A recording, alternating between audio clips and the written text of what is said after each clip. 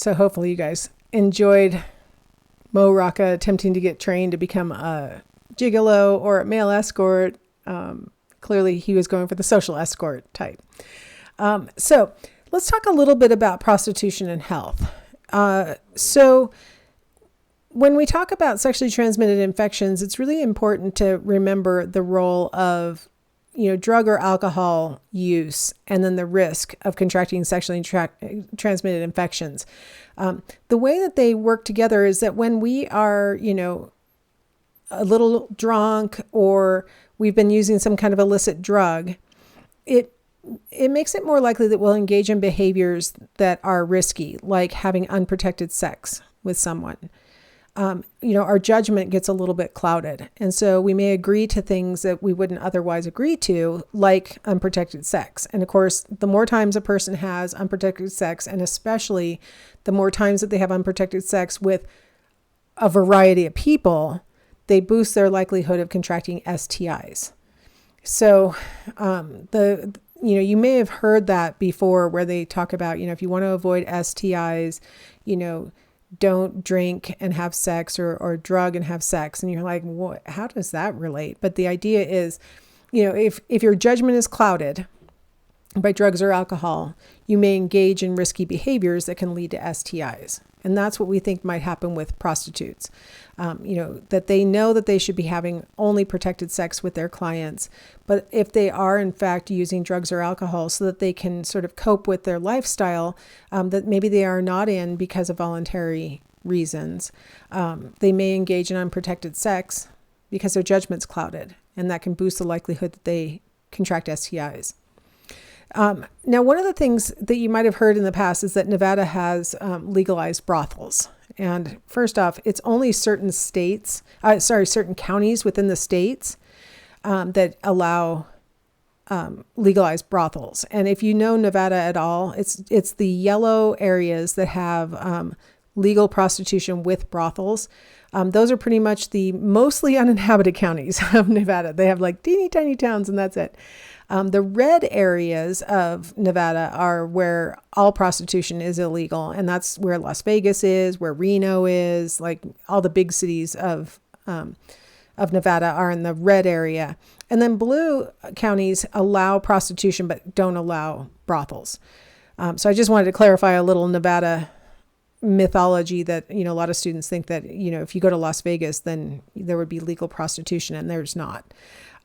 But here's something kind of interesting is that Nevada decided to abolish mandatory STD testing for women in legalized brothels. And this actually is a big headline because one of the advantages to brothels had been that there would be reliable testing, not only of the women who work there, but also of the Johns that come there. And so Nevada decided to abolish that. And the worry is that, this is how STIs spread, is by having people who are infected having sex with multiple other people. And, if you want to make sure that STDs aren't being spread around, an easy way to sort of intervene would be with sex workers or people who work at brothels, so that they can't spread it to their Johns, who then spread it to other women and so on and so on. But they decided to abolish that. So the idea is that, we talked before about STIs and how it's much more likely for a woman to catch an STI from a man than vice versa. So one male customer can infect multiple female partners. It could be, his wife at home or his girlfriend, and then also, or maybe his boyfriend, and then also the sex worker that he has contact with. And then, those women can transfer it to other men. And particularly when you're talking about a sex worker who has sex with lots of different men, the probabilities are higher that some of those men will contract it from her, right? When one infected woman has sex with one uninfected man, she'd have to have sex with him lots and lots and lots of times to up the probability that he'd actually catch it from her. Whereas if you have a single woman having sex with lots of different men, the probability that any individual man might catch it from her stays the same, but the more men that she has sex with, the higher number of men may catch it from her. So sex workers can be a vector in the sense that they have sex with more partners. And then those men go off and have sex with other partners. And that's how it spreads rapidly. Of course, the ideal situation would be to test all Johns, right? And make sure that they're not infecting sex workers or their own, their regular partners. But that's pretty tricky since most people don't want to admit that they're Johns. So maybe the next level is the smart place to be testing and test women who are going to be having sex with multiple men to try and catch it at that point. So it's at either place, either the first level where there's, like the one guy, we could test him, or we could test the women that one guy has sex with. We could really limit the spread. By the time we've gotten to the third level, it's become really difficult to try and figure out who to test and stuff like that. And then it really just starts mushrooming from there. I think a lot of this makes sense in the context of COVID, doesn't it? Because that's how it spreads. Okay, so now the buyers of prostitutions, I keep calling I keep calling them Johns because that's a colloquial term, and that's what typically how they're referred. You'll notice that some countries we have just estimates, like Thailand, there's just an estimate, or Switzerland and France, there's just an estimate. The low estimate is the blue bar. So some countries have a low estimate and a high estimate. You'll notice nobody has the actual number, because the thing is, most people don't want to report that they've ever had sex with a prostitute. And so you have to sort of guess.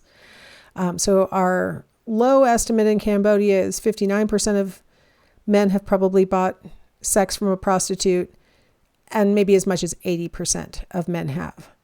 And then down in the United Kingdom, we're looking at somewhere between 7 and 8.5% of men have paid for sex. In the United States, it's sort of, on the middle low range, where it's 15 to 20% of men have bought sex from a sex worker or a prostitute. So what are they like? Now, this actually comes from Minnesota. I've been chiding my former student to make one of these flyers for Washington, but so far I haven't seen it. So the average age of a man who buys sex is somewhere between 30 and 49, right? Like the vast majority are somewhere in there. If we were to expand it out to include all the big pieces of the pie, we're looking at probably 20 to 59 is the most common thing that we're going to see. Very few people under the age of 20, very few between the ages of 70 and 79, and, a couple people in the 60 to 69 range. Vast majority are the sort of young, healthy, as far as like sex drive kinds of candidates. When you break it down by race, you see that it's pretty much representative of the different races in the community. So when you look at these demographics for Minnesota, it matches very well with the demographics of Minnesota. And that's pretty common around the different states, that there's no racial bias as far as who solicits prostitution. Marital status, again, looks very much like the actual population would look. Most people who seek out a prostitute are actually married. And then we have, the next biggest would be single. And then we have all the different variations on, divorced or separated. And then we have, this small number who are in a committed but not married relationship. 66% had children, and 49% had children who were girls, which really stands out to people who run these programs called John Schools. These programs are designed to teach men who solicit prostitution that the prostitute that they paid to have sex with them might not be here of her own free will. She might not be over the age of 18. She might be like your sister or your child or your wife or your mom, right? Like trying to humanize prostitutes so that the John would be less likely to dehumanize her and be willing to pay for sex in the future. So pointing out that almost half had children who were girls seems striking in the face of trying to humanize a prostitute. That you have your own daughter. Would you like her to become a prostitute when she grows up? 72% attended some college or completed their college degree, whereas only 12% had not completed high school. So a lot of times we have sort of a stereotype about what kind of man would buy sex. And it turns out it's sort of an average guy. It has, there's really nothing that stands out as unusual in these demographics.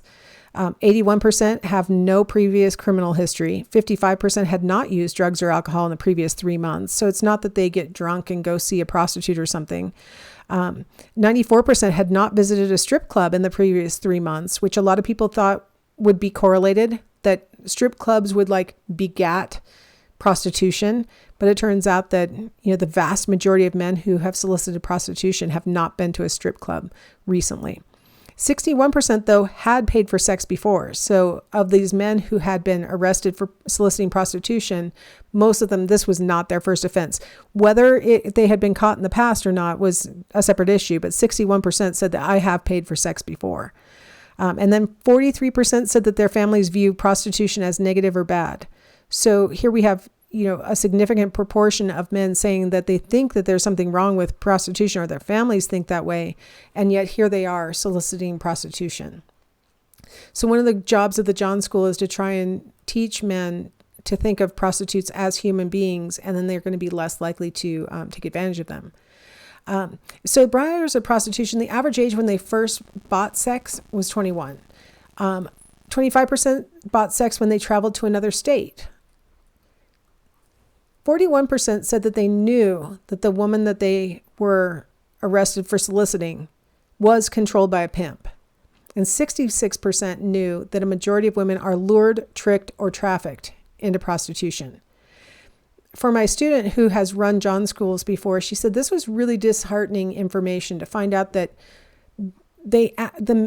John's report that they do know what the John School was going to try and teach them. And they still solicited prostitution. So it made her feel really kind of hopeless about that. Callous attitudes are common. 74% say that they learned about sex from pornography. And the men in this John School program were 7 times more likely to say that they would rape a woman if they could get away with it than men who were not arrested for prostitution.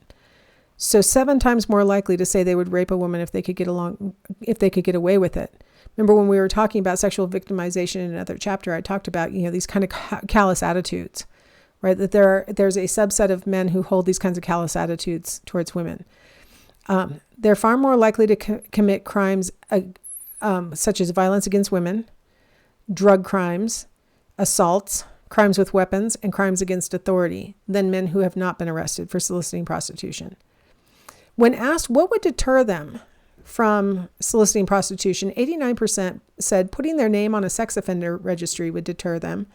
90% said a $1,000 to $2,000 penalty would deter them if that was imposed. And 100% said that they would not solicit prostitution if they had to spend a month in jail if they were caught for it again. Now, here's some surprising news. This is listed in the order of frequency, what buyers want. Number 1, fellatio. I think a lot of times when people think about prostitution, they assume that it would be coitus as the number 1 requested act, but it's fellatio. And for streetwalkers, a lot of times the fellatio occurs right there in the client's car. It's not like an elaborate interaction that occurs. Coitus is the next most common. And again, it may occur in a car. It might occur in one of those inexpensive hotels that's in the, not very attractive part of town. You've all seen one of those. Another thing that buyers report that they want is just variety. It doesn't have to be like creative, the word that's coming to my mind is poses, but that's not the word I'm trying to say as far as sex acts. It doesn't have to be, a lot of different kinds of styles of sex, but what they're looking for is just something different than what they have been doing. So it could just be that they want a different person and they do the exact same sexual behaviors that they would do anyway, but just with a different person. Or they might want to try something with the prostitute that maybe they're afraid to ask their regular partner to do. And their regular partner might consent to the act, but for whatever reason, the guy is afraid to say anything. The last thing on the list is that overriding all of this is that they're really looking for a no strings temporary relationship that is not going to be messy. It's not going to, go anywhere. Sometimes Johns will have a pseudo relationship with a prostitute. They see the same prostitute every week, every single Thursday, they pick up the same prostitute and they engage in sexual activity with the same person every time. And it might look like kind of a relationship, but what the John reports is that they like the fact that was it. Like, I see you, I know you, but you don't expect anything else out of me. I don't have to provide for you. I don't have to do anything else. So the no strings temporary relationship. All right. Now I thought I'd share with you some, the status of different prostitution laws around the world as a little bit of perspective. So in the red areas, prostitution is illegal. And so you see in the US, it's red, except for the one green area. And as I showed you, that's Nevada. And as I showed you, it's not all of Nevada that's green. So that's kind of a little misleading on this map. But you'll see other green areas are Mexico and, some of the South American countries. And, we've got some European countries, Turkey, part of Australia, New Zealand, you see some green areas there. Prostitution is at least in part legal and it's regulated in those green areas. We also have the yellow areas where it's illegal to buy sex, but it's legal to sell. And that's actually called the Nordic model, where instead of going after prostitutes and penalizing them, the legal system goes after Johns for buying sex. And the idea is if we can get Johns not to solicit prostitution, it'll, by definition, drive prostitution out of the marketplace. I'd like to point out that my student telling me that there was a 9-year-old who was trafficked into prostitution, that was in Canada. So I'm not sure if it's completely drowning out prostitution to follow the Nordic model in Canada. The turquoise-ish blue countries are where prostitution is legal, but brothels and pimping are illegal. So you see a lot of places around the world that you might be a little bit surprised to find out that prostitution is actually legal. And then we've got Japan, I think, is our only dark blue one, and that is where non-intercourse sex acts are legal. So prostitutes can engage in fellatio, but they cannot engage in coitus. And then the white countries, they just don't have any laws regarding prostitution for whatever reason. So around the world, definitely different attitudes about prostitution. And something that has been a debate since I was in college, so I'll just say a long time, is whether prostitution should be legal. And so there's two different ways to talk about legalizing, I keep wanting to say marijuana, legalizing prostitution. One is that you actually make it legal. There is no repercussion. It is just an illegal activity like anything else. The other way to look at it is, should we decriminalize it so that there's no penalty for engaging in it, but it's not sanctioned. When we talk about should prostitution be illegal in the context of this flowchart that I'm going to say here is, I think it's, we're probably talking about legalizing it, like it's okay. It's not just decriminalized, it's legalized.